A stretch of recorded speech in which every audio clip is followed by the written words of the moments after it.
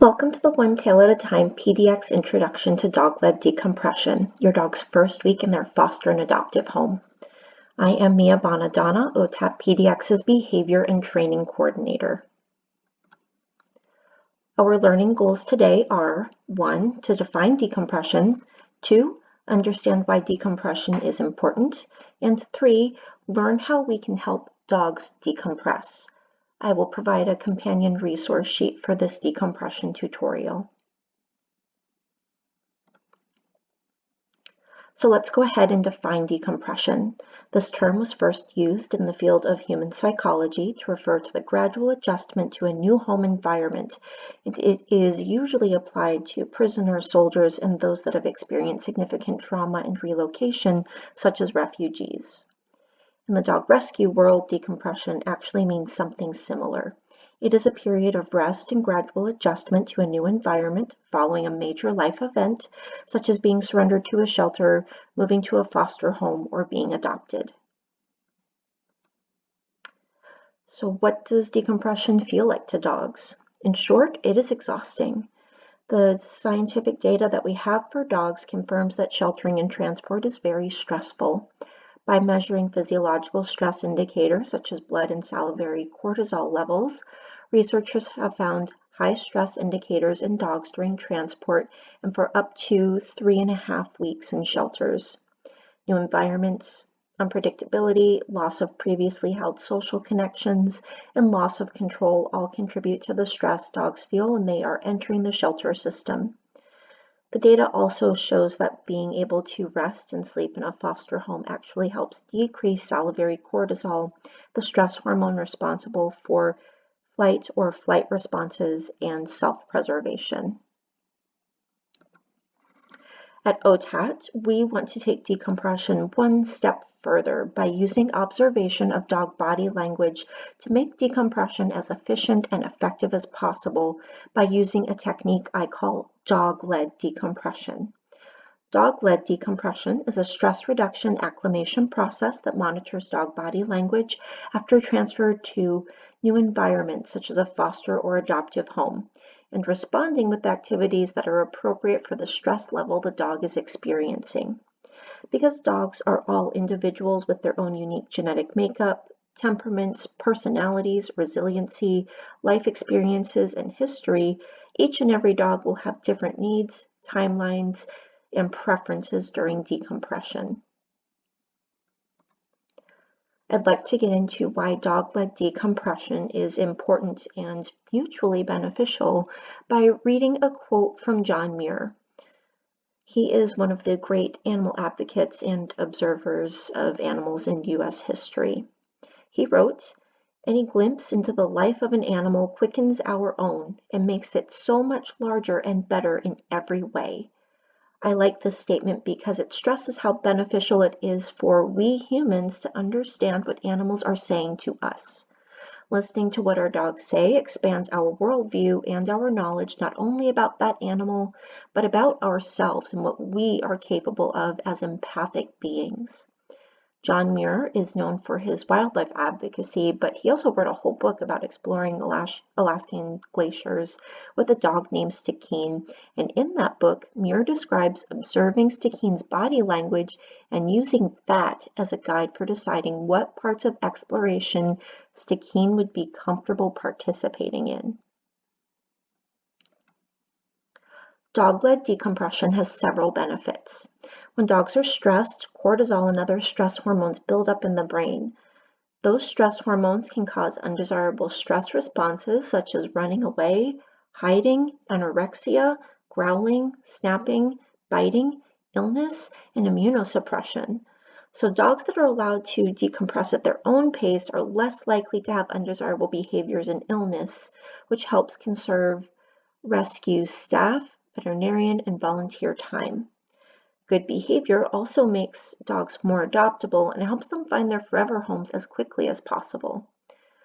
Cortisol blocks the uptake of environmental information in a really profound way, so allowing dogs to decompress reduces cortisol and increases learning capacity, which helps dogs learn the rules of their foster and adoptive homes as quickly as possible.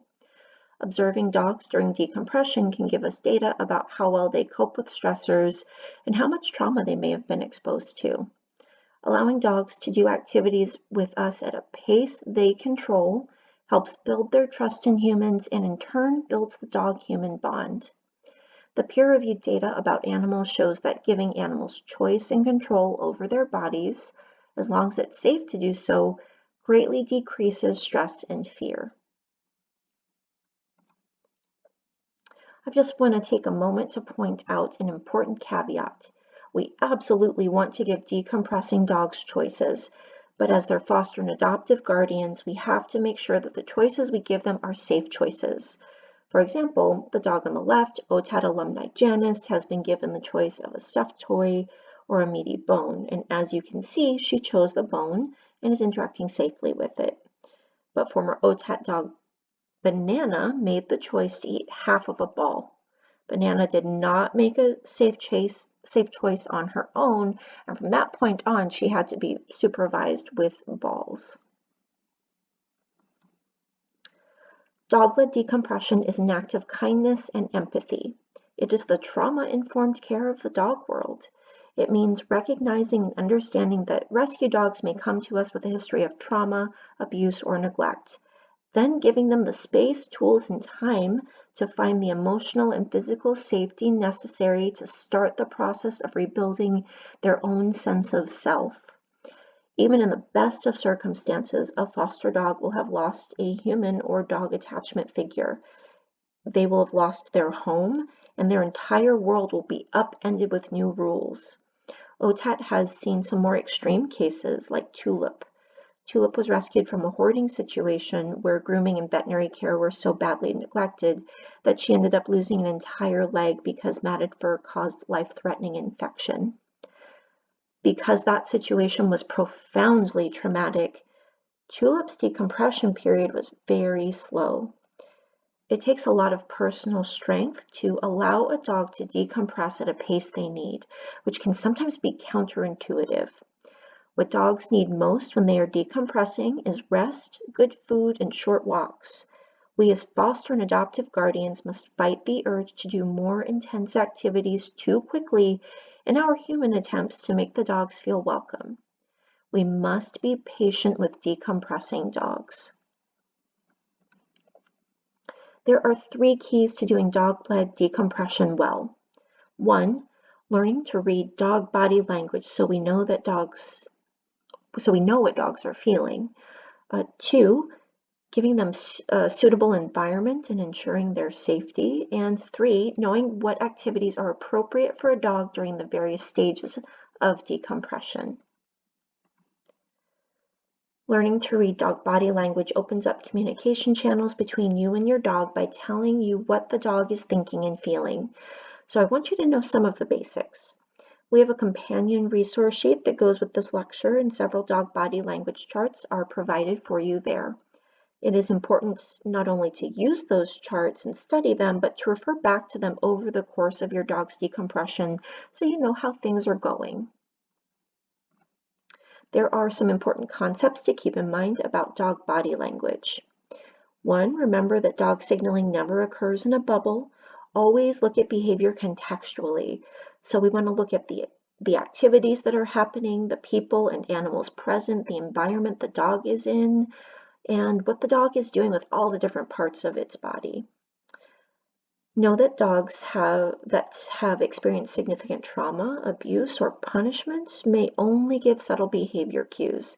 Sometimes if dogs are punished for showing signs such as growls, they stop growling entirely because they learn to associate growls with pain or yelling. So that's our second point. 3, pay attention to all the different parts of a dog's body to know what they are feeling. Look at their ears, eyes, mouth, tail, muscle tension, and overall body position. Know that some dogs may not have a tail though. And 4, never ever ignore a dog's warning signals such as growling, snapping, snarling, lunging, or attempts to get away from something. Some of the common body language signals that indicate stress are tense face and body muscles, hunkering or holding the body low, tucked tail, turning the head away, yawning, tiny snake-like tongue flicks, dilated pupils, panting, pacing, hypervigilance, fearful urination, inability to focus, averting the eyes, growling, snarling, lunging, snapping, tense pulled back ears, raised hair along the spine, and avoidant behavior. Let's look at some tricky dog body language photos. Let's start with the image on the left of OTAT dog James Bond. I'll give you a moment to take a guess. Look at his body and think about what the context might be. What do you think James Bond is feeling here? I'll tell you what I see. I see that James is wearing a security guard costume, so maybe it's Halloween and there have been a bunch of kids coming to the door wearing scary masks. His ears are tense, pinned back and held tightly against his head. All of the muscles in his body look tense. He is hunkering ever so slightly. His pupils are very dilated. Given all of that, I'd say we're looking at a dog that is at best uncomfortable, but also a bit scared. Let's look at another tough one. I'll give you a moment to think about it. The dog on the right is Arugula. Okay, if you look at the environment, you can see that Arugula appears to be in a front yard on a quiet street where maybe some gardening is happening behind him. There might be some gardening tools involved that he's never seen before. Remember that novelty is often scary for dogs. It also appears to be a nice sunny day. I think that's relevant. So looking at his face, I can see that his ears are pinned back and he is panting and the corners of his mouth are pulled way back too, which is a common stress signal in dogs. Now you might be tempted to stop right there and say, this dog is stressed. Look at all those tense muscles. But that would be a mistake. It looks like it might be hot outside, so that might explain the panting. And I can see that there isn't any pupil dilation, and when you look at the rest of his body, it looks like his muscles in his body are fairly relaxed. So I think that Arugula is most likely emotionally comfortable here, maybe a little bit warm, but perhaps not entirely stress-free. That was a tricky one.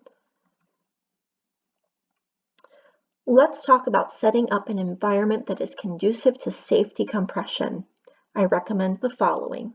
Secure hazardous materials, including medication, supplements, cleaning products, trash cans, small swallowable items, and irreplaceable items. Set your dog's crate up in an out-of-the-way place in a non-lonely part of your home, such as your living room. The crate should have soft, cozy, washable bedding, and the crate should be covered on a few sides with blankets to create a sound-dampened area. Cover any windows that face loud or busy streets because rescues coming from rural parts of the country may be frightened by city noises at first. Consider diffusing lavender or dog-appeasing pheromone throughout your home to help dogs feel calm and safe.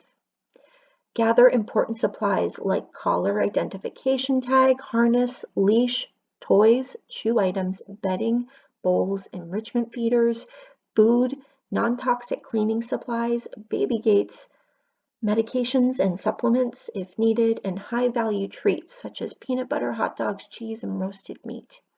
If you are fostering an OTAT dog, the most essential items that you need to foster will be provided. If you are adopting a dog, you should gather your supplies in advance. Be prepared to stick to a schedule because predictability reduces stress. Play soft classical music or white noise to drown out any scary new sounds that your dog may not be familiar with. Know where the quiet places are in your neighborhood to give your decompressing dog undisturbed potty breaks and walks, especially if you don't have a yard.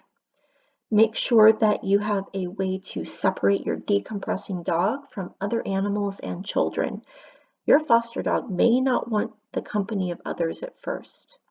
If you have more than one dog, make sure that all toys and chew items are put away at first and only given under supervision until you are sure neither dog will guard resources. Make sure your yard and doors are secure. Dogs should be leashed at all times when outside. And invest in a few baby gates. foster and adoptive guardians can easily lose their dog while the dog is decompressing because the dogs can be frightened or even terrified in a new place and they may attempt to run away. Finally, cover your furniture if you're going to allow the dog on your sofa or bed if you need to. Snuggling on the sofa or bed is a favorite activity for many decompressing dogs. Decompression is a process. Let's finish up by breaking down that process. Here's a typical dog-led decompression timeline for a very average dog with no significant fear, separation-related, or aggressive behavior issues. In reality, decompression will differ for every single dog. One rule that is solid, however, is that for the first 3 days, you must let your dog rest. 3 days. Cortisol levels are the highest they will be during those first 3 days. If the dog moves to a different foster or adoptive home, the decompression process will have to start all over again with at least 3 days of rest. It is totally normal for dogs to not want to interact with other animals or people at this time. Ideally, we will encourage sleep and calm during these first 3 days by keeping lighting soft, the house quiet, and giving the dog space. From days 4 to 7, the dogs will start sleeping less and seeking out attention and play more.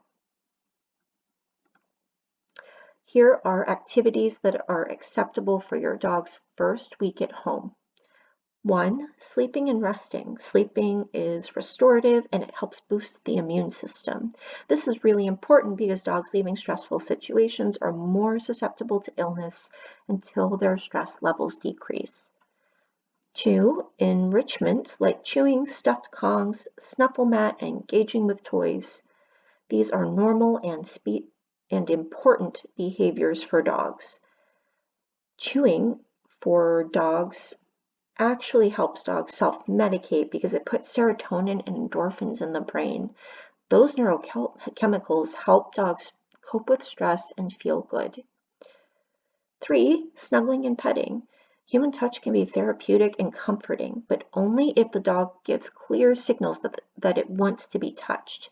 Do not interrupt a decompressing dog while it is resting, sleeping, eating, or chewing. Wait for the dog to approach you. I'll provide a how to greet a dog infographic in the resources. 4.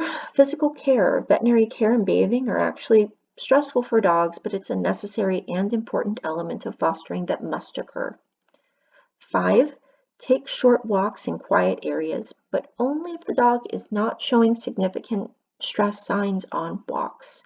Refer back to your dog behavior sheets if needed. If the dog is stressed, do not force them to go on walks, just opt for short potty breaks. If the dog is not stressed, let them guide the walk, choose the route they want to go on, and sniff what they want to sniff for as long as they want to, as long as it's safe to do so and they're not showing any signs of distress. And 6, reward good behavior with high-value treats. We want to reward all successful outdoor potty breaks, walking nicely, and desirable behaviors indoors, such as sitting calmly. Let's look at some examples of OTAT foster dogs doing activities that are appropriate for their first week in a new home. Here you can see foster dog Iguana blissfully sleeping and snuggling during her decompression. And here is Oberon. He looks exhausted and tense because he was actually returned to OTAT through no fault of his own after his adoptive home changed and became too stressful. He also has some age-related bone pain that was not being treated previously. His foster guardian set him up for success by taking Oberon to the veterinarian immediately and getting him a nice big crate with thick, soft bedding.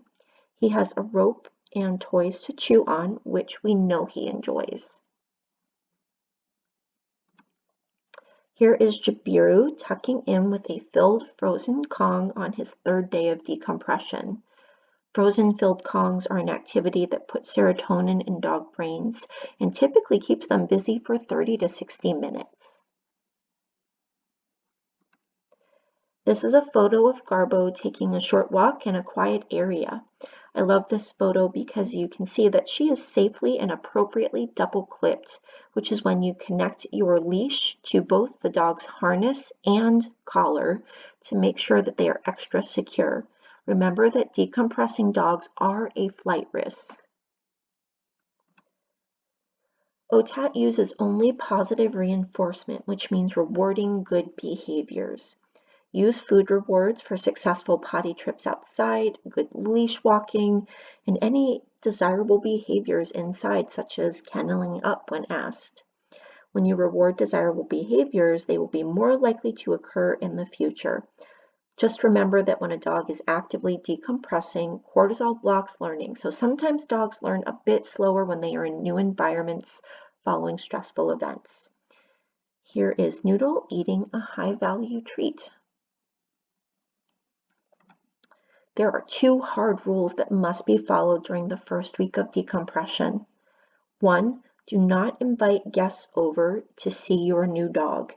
And 2, do not go to crowded places with your dog. I cannot stress enough how detrimental this is. This sets dogs up for failure, a possible pattern for fear of strangers, and it could spread infection if your dog is coming from a high-density shelter or neglectful home.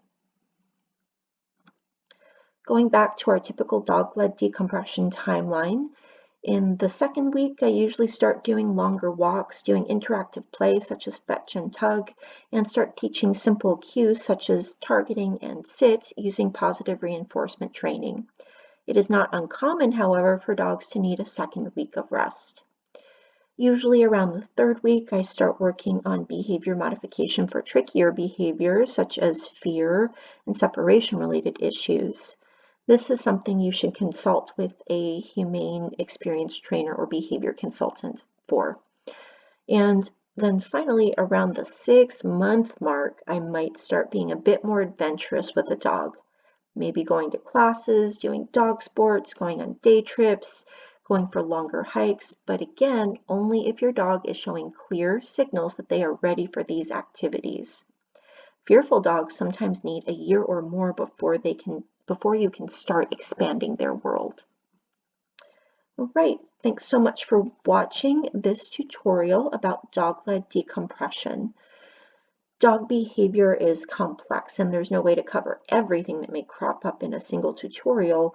So if you have any specific questions about your decompressing dog, ask your adoption counselor, the OTAT volunteer and foster group, the OTAT community group, or contact OTAT's training team.